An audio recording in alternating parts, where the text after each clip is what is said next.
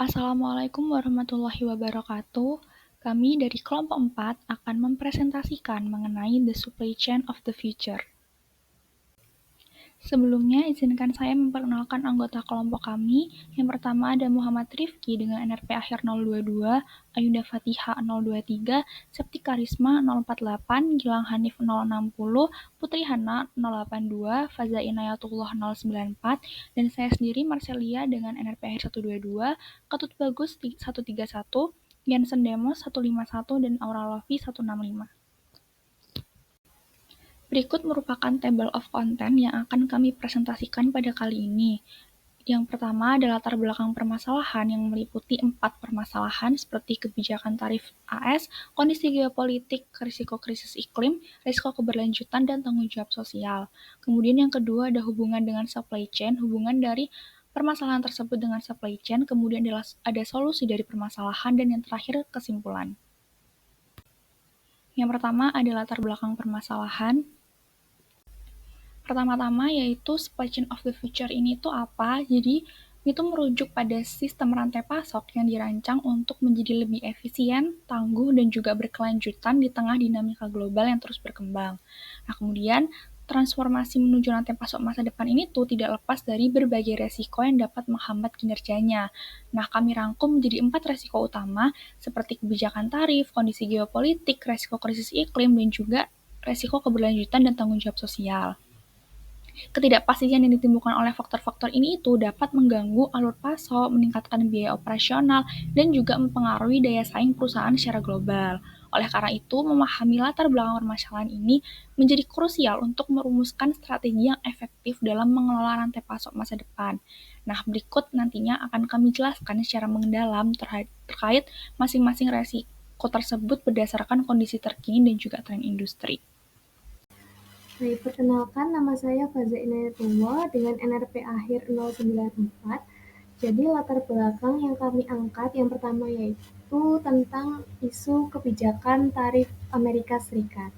Jadi sejak tahun 2018, pemerintah Amerika Serikat itu mulai menerapkan tarif impor yang cukup tinggi, terutama untuk produk-produk yang berasal dari Cina. Nah, tujuannya adalah untuk melindungi industri dalam negeri mereka, kemudian untuk mengurangi defisit perdagangan dan mendorong lebih banyak produksi di dalam negeri.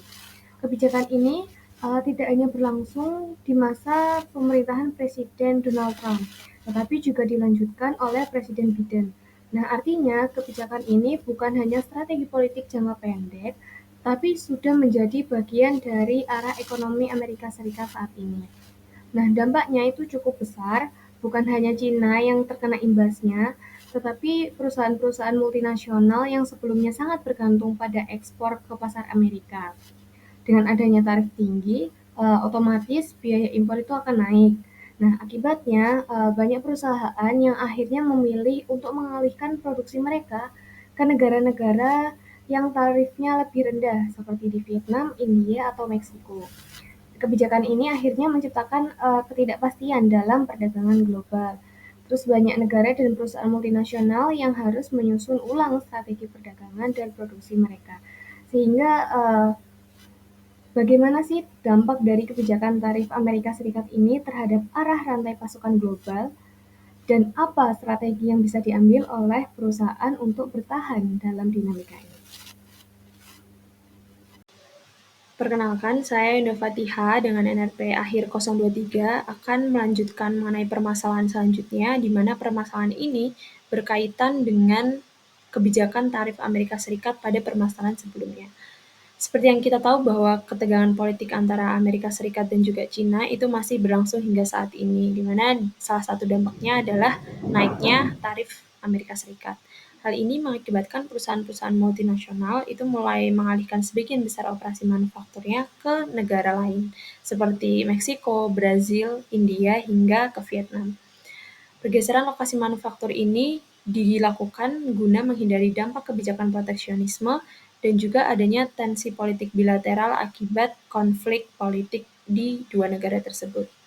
Kemudian masalah geopolitik lain seperti perang Rusia-Ukraina dan juga Israel-Hamas menimbulkan tantangan yang lebih besar termasuk adanya ketidakstabilan regional yang dapat berdampak pada ketahanan energi dan pangan dan juga terhambatnya aliran logistik internasional. Sehingga muncullah pertanyaan bagaimana strategi yang dapat diterapkan oleh perusahaan dan juga pemerintah dalam meminimalkan dampak resiko kondisi geopolitik ini terhadap kelangsungan rantai pasok global. Perkenalkan, saya Gilang Hanif Indrawan, NRP akhir 060. Di sini saya akan menjelaskan mengenai latar belakang kami yang ketiga, yaitu risiko krisis iklim. Seperti yang kita ketahui bersama, perubahan iklim yang semakin ekstrim dapat menjadi ancaman serius bagi rantai pasok global. Hal ini dapat menyebabkan gangguan produksi, kerusakan infrastruktur logistik, hingga keterlambatan distribusi barang penting. Krisis iklim telah menciptakan tantangan baru bagi perusahaan, mulai dari penurunan hasil panen, lonjakan biaya energi, hingga disrupsi bahan baku. Kerentanan ini memperburuk inflasi dan menurunkan efisiensi operasional, dan jika tidak ditangani secara strategis, krisis ini akan mengganggu keberlanjutan rantai pasok global dalam jangka panjang. Lalu, bagaimanakah langkah mitigasi dan adaptasi iklim dapat diterapkan oleh perusahaan dan pemerintah untuk dapat menjaga ketahanan rantai pasok global di masa depan? Yang terakhir ada resiko keberlanjutan dan tanggung jawab sosial. Konsumen kini tuh lebih sadar akan dampak lingkungan dan sosial dari produk yang mereka beli. Maka dari itu mendorong perusahaan untuk tidak hanya fokus pada keuntungan finansial, tetapi juga pada dampak terhadap lingkungan dan masyarakat.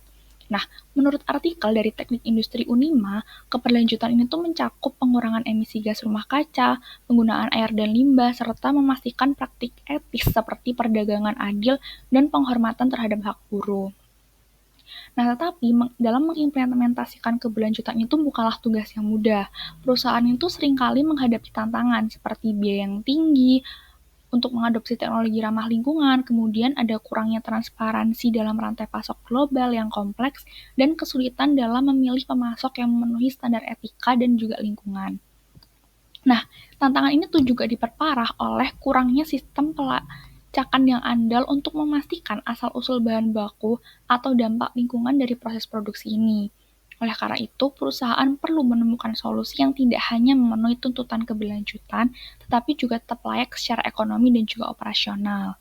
Nah, kemudian ini menjadi sebuah rumusan masalah, yaitu bagaimana strategi yang efektif untuk meningkatkan transparansi dalam rantai pasok guna memastikan kepatuhan terhadap standar lingkungan dan juga sosial.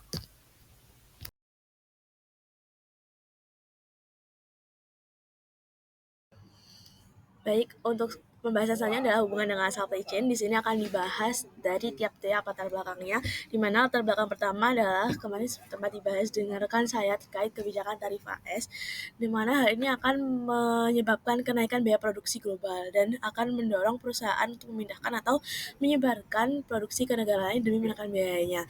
Tentu hal ini jelas mempengaruhi supply chain juga. Tarif membuat perusahaan sadar bahwa diversifikasi lokasi produksi adalah strategi manajemen risiko jangka panjang, karena bila berpaku pada satu negara, tentu akan rawan berpengaruh bila ada kebijakan baru ataupun fenomena semacam COVID dan semacamnya itu akan mempengaruhi supply chain juga. Ini kesimpulannya bahwa dahulu fokus utama rantai pasok adalah efisiensi dan biaya rendah, namun sekarang perusahaan justru mencari rantai pasok yang tahan terhadap guncangan atau resilient, bahkan jika biayanya sedikit lebih tinggi itu akan justru yang lebih dipilih. Bahasan kedua adalah hubungan supply chain dengan risiko keberlanjutan dan tanggung jawab sosial. Hal ini berhubungan dikarenakan kita tahu bahwa untuk menjadikan suatu perusahaan yang sustain tentu perlu memastikan rantai pasoknya. Yang pertama, agar bahan bakunya itu harus ramah lingkungan. Yang kedua, pemasoknya juga harus memenuhi standar etika dan lingkungan. Dan yang ketiga, menekan emisi karbon. Tentunya hal ini berarti bahwa supply chain management bertanggung jawab atas pemilihan dan audit pemasok, kemudian pengadaan bahan baku berkelanjutan serta pengelolaan logistik rendah emisi, serta bertanggung jawab terhadap sistem pelacakan untuk kepatuhan lingkungan dan sosial. Ya, selanjutnya setelah latar belakang permasalahan, kemudian di sini dilanjutkan antara permasalahan tersebut dihubungkan dengan supply chain.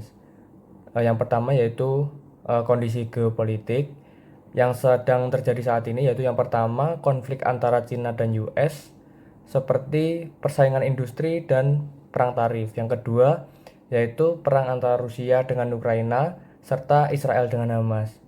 Setelah dilihat di sini, Rusia dan Ukraina merupakan eksportir gandum yang besar, sehingga akan mengurangi stok gandum pada beberapa negara impor. Nah, pengaruh terhadap supply chain yang pertama yaitu meningkatnya biaya logistik dan bahan baku. Yang kedua yaitu ketergantungan terhadap satu negara akan menjadi resiko besar. Yang ketiga, perusahaan mulai mengalihkan operasi manufakturnya ke negara lain yang lebih aman kondisi geopolitiknya. Kemudian permasalahan yang kedua yaitu mengenai krisis iklim. Krisis iklim ini disebabkan oleh peningkatan gas rumah kaca seperti CO2 dan metana di atmosfer. Penyebabnya sendiri itu dikarenakan kebanyakan dari ulah manusia seperti deforestasi atau penebangan pohon, kemudian industri dan bahan bakar fosil yang sering digunakan. Kemudian pengaruh terhadap supply chain yaitu yang pertama terjadi gangguan produksi dan keterlambatan distribusi barang penting. Yang kedua, biaya energi meningkat, hasil panen menurun, dan efisiensi operasional perusahaan juga menurun.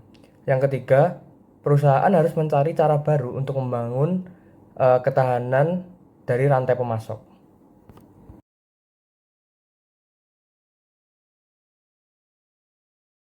Ya, jadi di sini terdapat latar belakang permasalahan yaitu kebijakan tarif Amerika Serikat, di mana kebijakan tarif impor yang tinggi ini diberlakukan oleh Amerika Serikat terutama terhadap produk-produk dari Cina yang telah memberikan dampak signifikan terhadap struktur dan arah rantai pasok global, di mana beberapa dampak utamanya itu adalah, jadi yang pertama itu relokasi produksi, di mana perusahaan memindahkan produksi dari Cina ke negara lain seperti Vietnam atau India untuk menghindari tarif pajak impor yang tinggi. Kemudian yang kedua itu adanya peningkatan biaya operasional, baik itu tarif biaya impor bahan baku dan produk, itu semuanya menjadi lebih mahal. Kemudian yang ketiga itu ada fragmentasi rantai pasok, di mana produksi tidak lagi terpusat hanya di satu negara, tetapi tersebar di banyak lokasi untuk mengurangi adanya risiko kebijakan ini. Kemudian yang keempat itu ketidakpastian geopolitik. Perusahaan harus menghadapi risiko perubahan kebijakan perdagangan antar negara. Kemudian solusi dan strategi yang bisa perusahaan lakukan untuk menghadapi kebijakan tarif impor tinggi yang ditetapkan oleh Amerika Serikat ini. Jadi yang pertama itu perusahaan bisa melakukan diversifikasi pemasok dan lokasi produksi, di mana hal ini bertujuan untuk menghindari ketergantungan pada satu negara pemasok. Kemudian perusahaan bisa melakukan nearshoring dan reshoring, di mana hal ini bertujuan untuk membangun pabrik atau pusat distribusi di lokasi yang lebih dekat dengan pasar utama untuk menghindari biaya dan risiko tarif yang tinggi. Kemudian yang ketiga itu perusahaan bisa melakukan kolaborasi global dan aliansi strategis, di mana perusahaan bisa bermitra dengan perusahaan lokal atau regional untuk mendapatkan akses ke pasar dan sumber daya dengan biaya serta hambatan yang lebih rendah. Kemudian yang keempat, perusahaan bisa menyiapkan manajemen risiko dan ketahanan, di mana perusahaan bisa menyiapkan rencana cadangan, pemasok alternatif, stok buffer, dan jalur logistik lain agar tetap aman saat krisis kebijakan tarif Amerika Serikat ini. Kemudian yang kelima itu perusahaan bisa melakukan kolaborasi global, di mana bisa membangun kerjasama strategis dengan mitra lokal maupun internasional untuk efisiensi dan akses pasar yang lebih baik. Selanjutnya, perkenalkan nama saya Putri Hanan dengan NRP akhir 082 yang akan menjelaskan mengenai strategi adaptif dalam menghadapi ketegangan geopolitik. Jadi, ada 4 strategi utama. Yang pertama yaitu optimalisasi teknologi untuk efisiensi dan ketanggapan. Jadi, perusahaan dapat memanfaatkan kecerdasan buatan atau AI dan analitik lanjutan untuk memprediksi permintaan secara akurat. Perusahaan juga dapat mengelola inventaris secara efisien dan memperkuat stabilitas keuangan melalui efisiensi biaya. Strategi yang kedua yaitu diversifikasi basis pemasok. Jadi, perusahaan harus menghindari ketergantungan pada satu sumber saja. Perusahaan dapat melibatkan pemasok dari berbagai wilayah untuk menjaga kesinambungan pemasok saat terjadi krisis geopolitik atau gangguan global. Strategi yang ketiga yaitu pengelolaan cadangan inventaris dan kapasitas produksi. Jadi, perusahaan perlu menyediakan stok dan kapasitas cadangan untuk mengantisipasi lonjakan permintaan atau keterlambatan pasokan serta menjaga kepuasan pelanggan dan keberlanjutan operasional. Strategi yang terakhir yaitu pengembangan rute logistik alternatif. Jadi, perusahaan perlu menyiapkan rute distribusi cadangan bersama dengan berbagai mitra logistik agar pengiriman tetap berjalan meski terjadi bencana, konflik, atau hambatan perdagangan yang lainnya. Solusi ini dikutip dari sebuah artikel DHL. Perkenalkan, nama saya Muhammad Rifki Resunda Anwar dengan NPR 022. Selanjutnya saya akan menjelaskan slide berikut. Dalam menghadapi tantangan krisis iklim yang semakin nyata, perusahaan perlu mengadopsi strategi operasional yang tangguh dan berkelanjutan.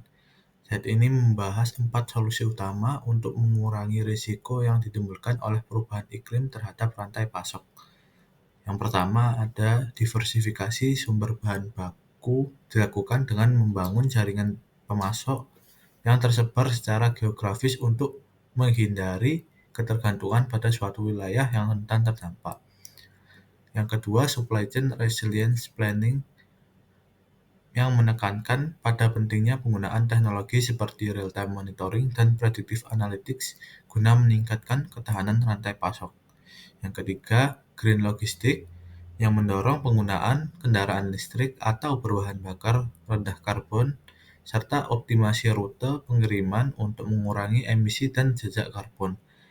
Yang terakhir, pemetaan risiko iklim atau climate risk mapping yang penting untuk mengidentifikasi wilayah-wilayah krisis dalam rantai pasok yang rentan terhadap bencana iklim seperti banjir, kekeringan, badai, atau naiknya permukaan laut. Dengan menerapkan solusi-solusi ini, perusahaan dapat meningkatkan daya adaptasi dan keberlanjutan operasionalnya di tengah krisis iklim global. Untuk selanjutnya, sebelumnya perkenalkan nama saya Aura Wafi Ardanika dengan NRP akhir 165. Di sini akan menjawab yaitu solusi dari keberlanjutan dan tanggung jawab sosial yang sebelumnya dipaparkan. Yang pertama ada adopsi ekonomi sirkular, di mana perusahaan dapat mendesain produk yang dapat didaur ulang dan menerapkan program pemulihan material seperti Unilever dengan kemasan plastik daur ulangnya, yang dapat menghemat biaya, mendukung keberlanjutan, serta meningkatkan citra merek. Lalu yang kedua bisa menggunakan teknologi blockchain, yaitu blockchain sendiri itu untuk melacak asal bahan baku secara real time, seperti contohnya Nestle pada sumber kakao agar transparansi meningkat dan memenuhi standar lingkungan serta sosial. Lalu yang ketiga ada kemitraan dengan pemasok. Kemitraan dengan pemasok melalui audit berkala dan pelatihan untuk mematuhi standar etika serta lingkungan. Contohnya seperti H&M dengan mengaudit pemasok tekstil untuk mendukung keberlanjutan tanpa mengganggu efisiensi operasional. Lalu yang keempat ada sertifikasi keberlanjutan untuk pemasok, yaitu mewajibkan pemasok mendapatkan sertifikasi seperti ISO atau Fairtrade seperti Starbucks pada kopi berkelanjutan, meningkatkan transparansi dan kepercayaan konsumen serta memastikan kepatuhan etis. Berdasarkan hasil diskusi kelompok kami dapat disimpulkan bahwa tantangan global seperti konflik geopolitik, krisis iklim, tarif perdagangan, dan tuntutan keberlanjutan telah mengubah arah supply chain dunia. Jadi, perusahaan perlu bertransformasi dari sekedar mengejar efisiensi menjadi membangun rantai pasok yang tangguh dan bertanggung jawab sosial. Kami juga menyediakan beberapa strategi kunci untuk masa depan yang dapat diimplementasikan oleh perusahaan. Yang pertama, yaitu diversifikasi sumber dan lokasi produksi untuk mengurangi ketergantungan dan risiko. Selanjutnya, ada adopsi teknologi seperti AI, blockchain, dan monitoring real-time untuk prediksi dan transparansi.